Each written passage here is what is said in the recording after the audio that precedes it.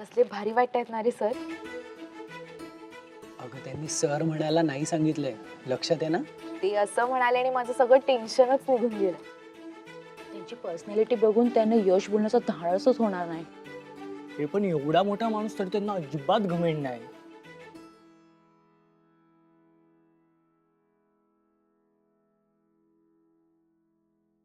नेहा नेहा ही खूप मोठी चिटिंग आहे. नेहा खूप मोठी चिटिंग आहे.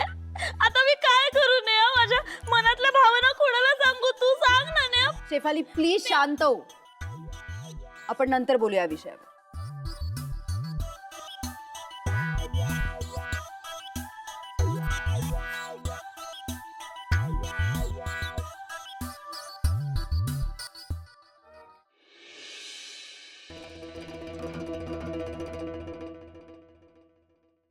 काकू तुम्ही आहात ना घरात?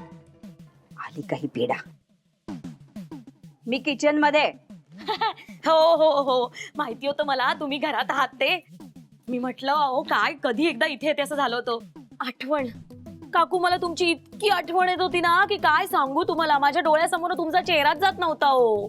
म्हणून म्हटलं आधी जाऊया आणि काकूंना भेटूया. आणि इकडे आल्यानंतर आता मला यशचीच आठवण यायला लागली.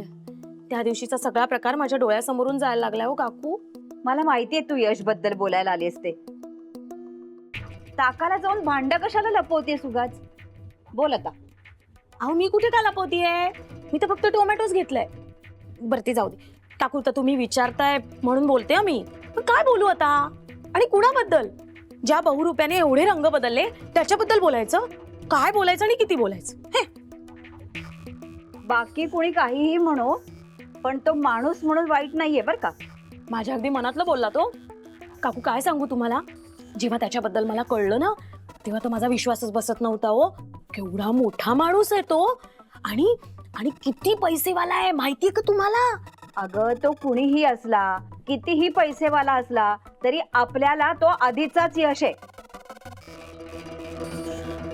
डोळ्यात कांदा गेला हो माझ्या. जरा थांबवा ना तो कांदा करायचा. आणि मला काय म्हणायचंय, नेहाचा तो आधीचा मित्र आहे ना. आता यात नेहा कुठून आली मध्येच? अहो काय करताय काकू? अहो नेहामुळे आपली ओळख झाली आहे त्याच्याशी. तो आपला मित्र तिच्यामुळे बनलाय.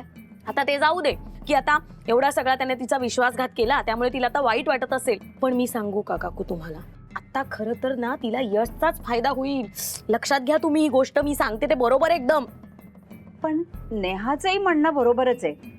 तिला त्याच्याकडनं फसवणूक झाल्यासारखं वाटतंय म्हणून ती आता राजीनामा देणार आहे. काय वेळ लागले तिला? अगं आपण आता काहीही म्हणालो तरी तिचा निर्णय झालाय. अहो असं कसं बोलू शकता काकू तुम्ही? ती तुम्हाला आईसारखं मानते ना. मग हे सगळं चुकतंय हे तुम्ही तिला सांगायला नको का? उद्या जर तिने नोकरी सोडली ना तर खाणार काय? आणि त्या परीचं काय? तिच्या शिक्षणाचं काय? तिच्या इंजेक्शनचं काय? उद्या हिचं काय काय होणार? अगं हो हो हो एक नोकरी सुटली तर दुसरी मिळेल ना. आणि नाही मिळाली तर आम्ही आहोत तिच्या पाठीशी. आणि आम्ही आहोत. असं होतं का थोडीच? आणि हो तू पण आहेस की. मी आहेच. तिची वहिनी म्हणून मी तिच्या कायम पाठीशी हो. पण काकू मला सांगा, त्यासाठी नोकरी सोडायची काही गरज आहे का? काहीच गरज नाहीये. उलट नोकरी सोडून किती मोठे प्रॉब्लेम्स निर्माण होतील हे तिला कळतंय का? मला तर काही समजत नाही बाबा हिला कसं समजवावं. एक काम करते, 2 टोमॅटो घेऊन जाते. भूक लागली तर काय करू ना, ऊन आहे ना बाहेर, हे चांगलं सगळ्यात. पण मी तिला जाऊन आता जाब विचारणारच आहे. असं सोडून चालत नाही नोकरी वगैरे. पुढचं काय करणार आहे असं नाही हो काकू. तुम्ही काही बोलू नका, मी विचारतेच तिला. घोळ करणार सगळा. चला फायनली यशवर्धन चौधरी ऑफिशियली मुंबई ऑफिसच्या चेअरवरती बसलेले आहेत. माझं काम संपलं. हुश. जीव भांड्यात पडलाय माझा यश. तुला माहितीये का, ज्याने त्याने आपापल्या चेअरवरती बसलेलं बरं. माझी सुटका झालेली आहे. धन्यवाद. काही बोलू नकोस. का? ही खुर्ची त्या माणसासाठी आहे जो आपलं काम जबाबदारीने पार पाडतो, जे तू उत्तमरित्या करत होतास. आणि म्हणूनच सगळे तुला बॉस मान. त्यांना काय मानायचं ते मानू दे. माझं मला माहितीये मी या चेअरमध्ये किती अनकम्फर्टेबल होतो. ते सोडणे यार. हे बघ, तू आता ऑफिशियली चेअरवरती बसलेला आहेस. सो आता बॉस म्हणून मला पहिली order they. I am so excited. या नवीन वर्षाचे आपले प्लॅन्स काय आहेत, आपला अजेंडा काय, सगळं आता तू मला सांग. मी करणार आहे. आपल्या मीटिंग मध्ये ठरल्याप्रमाणे आपण एक नवीन विजन स्टेटमेंट बनवूया. ओके. आणि इनफॅक्ट आपल्या नवीन कॅम्पेनला ट्रॅक्शन खूप चांगलं असे अनालिटिक्स सांगत होते. सो आय गेस काम बरंच असणार आहे आपल्याला. ग्रेट. चला मग सुरुवात करूया. मी I come in sir? Yes, come in. Hi Neha.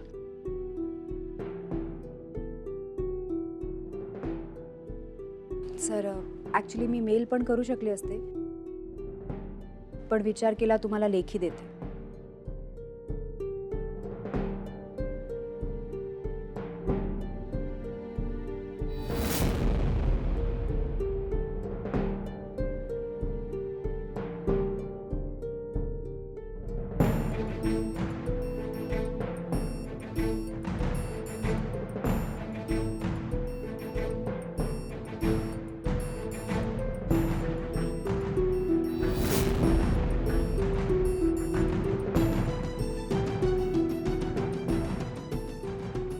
Neha, हे काय?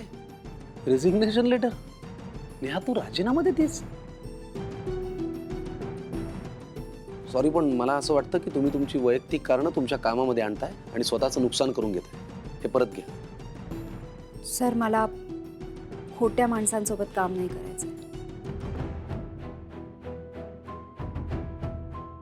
भीती वाटते उद्या उठून मी पण खोटं बोलायला लागले तर.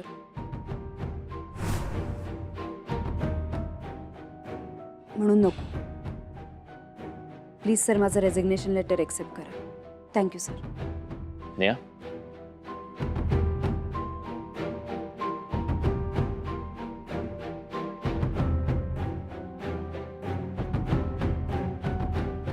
नेहा तुझं सॉरी तुमचं रेजिग्नेशन लेटर मी एक्सेप्ट करतो.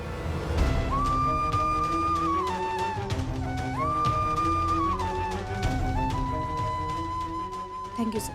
पण Neha, as per our company policy and terms of employment तुम्हाला तुमचा नोटीस पिरियड पूर्ण करावा लागेल.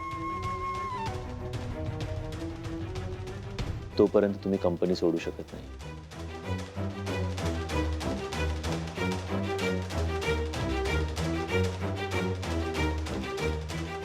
तुम्हाला इथेच काम करावं लागेल. I hope you okay with that.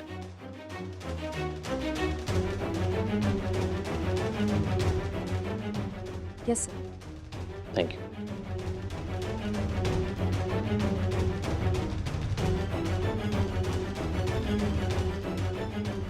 अरे यश, हे काय? थेट राजीनामा? आणि ती जर अशी अचानक ऑफिसमधून निघून गेली तर तू जे आता तिच्यावरती प्रेम करायला लागलास त्याचं काय? अरे मग पुढे होणार कसं काय सगळं? अरे नोटीस पिरियड 60 दिवसांचा असतो समीर. अरे बाबा, नोटीस पिरियड जरी असला तरी ती अशी आता ती ऐकत पण नाहीये ना. आणि तू बोलणार कधी तिच्याशी आणि काय? 60 दिवस जरी असतात. 60 दिवस खूप होतात समीर.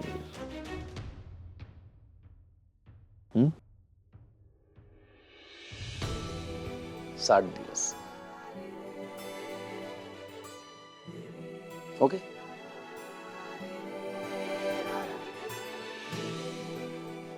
साठ दिवसात मी तिची माफी मागीन आणि तिचं मनही जिंकेन.